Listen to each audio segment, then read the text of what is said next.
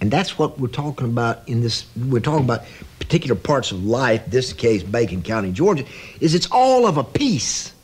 If you break a tiniest chunk of it off, parts of all the rest of it will be contained in this little teeny chunk here.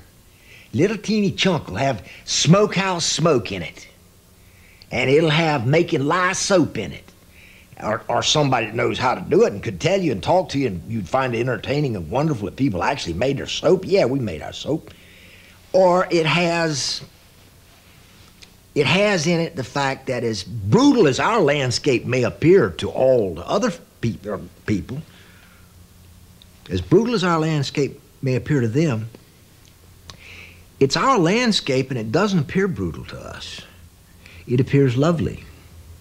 It appears a marvelous, marvelous sort of thing. And that's why we, with such, you could say stubbornness, I suppose, hard-headedness, whatever, try to remain who we are.